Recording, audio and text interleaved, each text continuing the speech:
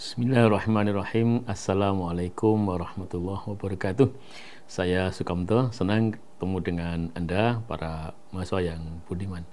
Hari ini kita akan membahas bagian dari mata kuliah pompa, dan untuk kali ini kita akan membahas mengenai perencanaan kebutuhan air minum.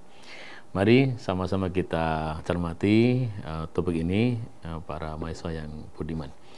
Berkaitan dengan perencanaan kebutuhan air minum, kita akan membahas menjadi 5 segmen, dan kita mulai dari segmen yang pertama terkait dengan proyeksi kebutuhan air dan identifikasi pola fluktuasi pemakaian air.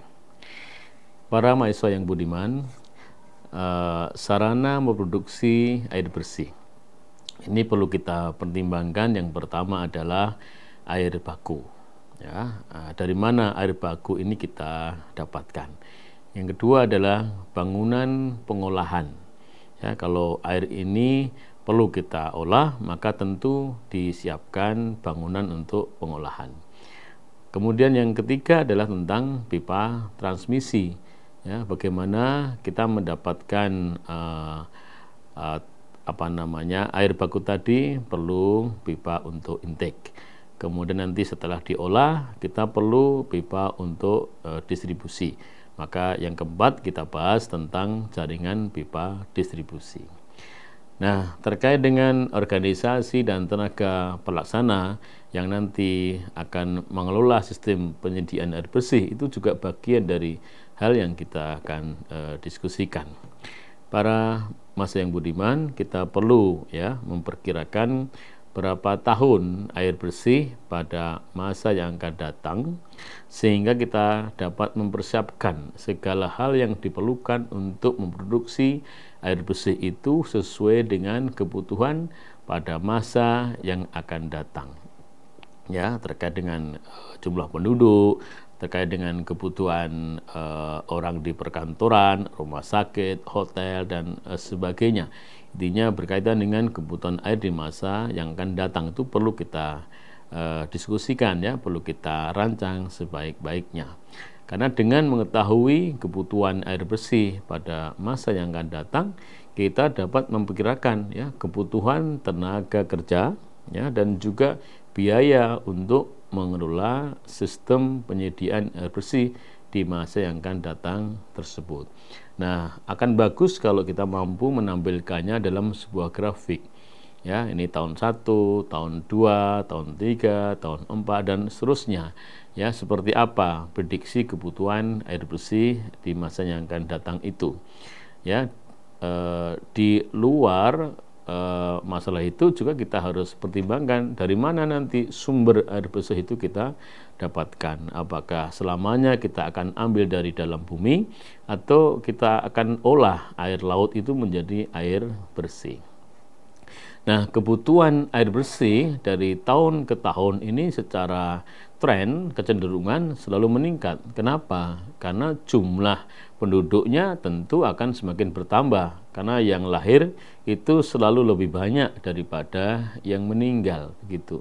Nah, sehingga bumi ini akan dihuni oleh manusia yang jumlahnya semakin banyak, padahal ukuran bumi tidak membesar. Ya, nah sehingga tentu persediaan air dalam bumi tentu akan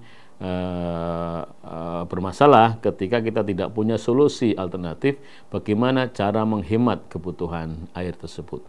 Nah, sehingga para mahasiswa yang budiman, sarana atau sistem penyediaan air bersih yang sudah ada mungkin perlu kita pertimbangkan. Ya, apakah masih mampu melayani kebutuhan air bersih itu di masa yang akan datang? Kalau tidak, perlu ada solusi-solusi alternatif. Ya, apakah pembaharuan teknologi, apakah pembaharuan sumber airnya, ya, apakah pengaturan penggunaan air yang lebih efisien, lebih efektif. Ini perlu didesain dengan sebaik-baiknya. Nah, untuk itu ketika merencanakan membangun sarana penyediaan air bersih ini tentu perlu dipertimbangkan dengan masak ya, dengan baik gitu, dan ini tentu memerlukan waktu ya. yang cukup supaya nanti dalam perencanaan itu bagus ya, memenuhi standar, kemudian mampu memenuhi kebutuhan masyarakat atau memenuhi kebutuhan user atau pengguna. Nah, maka perlu kita pertimbangkan ya standar penyediaan air bersih itu. Kita perlu pertimbangkan ya dari kebutuhan air yang memang merupakan jumlah air yang diperlukan atau dibutuhkan ya sebagai kebutuhan dasar ya atau konsumsi air baku dasar ya, di mana kehilangan air dan kebutuhan air untuk pemadam kebakaran itu juga perlu diperuntukkan, karena itu juga bagian dari hal yang sangat basic, sangat dasar diperlukan oleh setiap gedung, dan ini dipersyaratkan ketika kita mendesain atau merencanakan sebuah gedung harus ada sistem proteksi kebakaran untuk gedung. Berarti ini bagian dari kebutuhan basic, kebutuhan dasar. Yang kedua berkaitan dengan kebutuhan dasar dan kehilangan air tersebut, itu tentu harus kita sadari bahwa hal itu sangat berfluktuasi dari waktu-waktu gitu ya. Bisa dengan skala jam, hari atau minggu, bahkan bulan atau bahkan tahun gitu ya. Nah, juga berkaitan dengan besarnya air yang digunakan untuk berbagai jenis bangunan atau pemakaian air. Ya, besarnya konsumsi air yang digunakan itu sangat dipengaruhi oleh hal-hal berikut. Misalnya terkaitan dengan ketersediaan air, baik dari segi kualitas, kuantitas, dan kontinuitas ya dari ketersediaan air tersebut. Kebiasaan penduduk setempat, karena kebiasaan penduduk akan sangat mempengaruhi kebutuhan air ya. Kemudian pola dan tingkat kehidupan, harga air ya. Di sisi yang lain, keadaan sosial ekonomi penduduk setempat itu juga akan berpengaruh ya terhadap standar penyediaan air bersih tersebut. Nah, untuk kebutuhan air domestik ini beberapa hal yang perlu kita pertimbangkan ya sebagai standar kebutuhan air bersih. Pertama adalah standar penyediaan air domestik itu ditentukan oleh jumlah konsumen domestik yang dapat diketahui dari data penduduk yang ada. Nah, maka semakin valid data penduduk, maka nanti akan semakin valid juga ya berapa jumlah kubik ya penyediaan air bersih domestik yang diperlukan. Nah, karena nanti akan dapat dijelaskan bahwa setiap orang itu membutuhkan air bersih berapa liter dalam satu hari. Ya, di slide berikutnya nanti pada segmen yang lain akan dijelaskan tentang kebutuhan per orang per hari terhadap air bersih, baik itu dia tinggal di desa atau di perkotaan. Ya, di perkotaan aja nanti masih dibagi-bagi apakah kota kecil, apakah kota besar, ya metropolitan.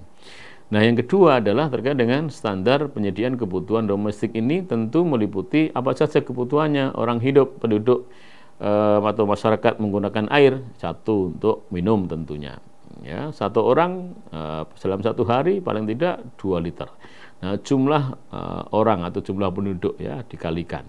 Kemudian untuk mandi, satu kali mandi berapa liter ya, paling tidak 40 liter. Itu kan kira-kira nanti ada standarnya, bisa dicek. Kemudian untuk masak ya kira-kira berapa dibutuhkan untuk satu orang dan lain-lain. Ini berkaitan dengan penyediaan kebutuhan domestik ya, tergantung apa pekerjaan atau aktivitas yang diperlukan oleh penduduk tersebut. Yang ketiga adalah tentang ini, kecenderungan meningkatnya kebutuhan dasar air itu ditentukan oleh kebiasaan pola hidup masyarakat setempat dan juga didukung oleh kondisi sosial ekonomi. Ya, apakah kebiasaannya boros air atau hemat air. Ya, demikian juga kondisi sosial ekonomi, aktivitasnya banyak yang berhubungan dengan kebutuhan air atau tidak. Nah, ini akan sangat berpengaruh terhadap standar pemenuhan kebutuhan air bersih. Nah, demikian juga yang poin 4 ini, untuk dapat mengetahui kebutuhan air pada masa yang akan datang, itu tentu kita harus mengetahui prediksi jumlah penduduk di masa yang akan datang. Nah, maka nanti di segmen yang lain kita akan berbicara bagaimana memprediksi jumlah penduduk. Ya, ada berbagai teori yang bisa kita gunakan untuk memprediksi jumlah penduduk. Ya, nah karena jumlah penduduk pada saat ini itu bisa jadi menjadi dasar untuk menghitung jumlah penduduk pada saat yang akan datang. Ya, berapa kenaikan penduduk setiap tahunnya. Dan ini akan bagus kalau kita mampu menampilkannya di dalam sebuah grafik gitu. Ya, ya. Karena dengan adanya data tentang penduduk tadi itu, kita dapat menghitung atau memperkirakan ya berapa kebutuhan air berdasarkan jumlah penduduk di masa atau di saat itu. Nah, sehingga kita kemudian bisa memenuhi kebutuhan dari kebutuhan domestik penduduk tersebut begitu. Nah, para Mas Budiman, ini adalah kategori ya kebutuhan air domestik untuk suatu kota atau desa ya, dimulai dari desa nih. Kategori 5 yang paling bawah itu desa ya, kemudian kategori 4 itu kota kecil, kategori 3 kota sedang, kategori 2 kota besar, dan kategori 1 itu metropolitan begitu. Nah, ini ada rujukannya ya. Jadi berkaitan dengan kebutuhan air domestik ini, kita merujuk ya ke kriteria perencanaan Ditjen Cipta Karya PU ya, Pekerjaan Umum tahun 1996 dan revisinya ya. Nah, seperti dapat dilihat di tabel, kalau kita perhatikan semakin kota gitu ya, nah semakin besar kota tersebut, itu rata-rata kebutuhan atau konsumsi air itu akan semakin meningkat. Ya, jadi yang paling hemat terhadap kebutuhan air itu adalah desa gitu ya, atau kota yang semakin kecil gitu. Karena jumlah interaksi tentu akan sedikit, tidak sebanyak kota besar atau kota metropolitan gitu. Nah, sehingga hal ini mesti harus diperhatikan. Ketika kota semakin besar, tentu kebutuhan air akan semakin besar. Nah, bagaimana memenuhi kebutuhan air itu pada di kota besar yang bisa jadi pohon hijaunya sudah mulai berkurang, ya lahan hijaunya sudah mulai berkurang, kemudian air sudah mulai terpolusi gitu ya. Nah, sementara kebutuhan mereka tinggi terhadap air bersih ini. Nah, maka harus diciptakan solusi-solusi alternatif, apakah kemudian mengolah air laut ya, apakah ngambil sumber air bersih itu dari tempat lain. Nah, tentu ini harus diperhitungkan dengan baik ya dari sisi keuntungan dan kelebihannya.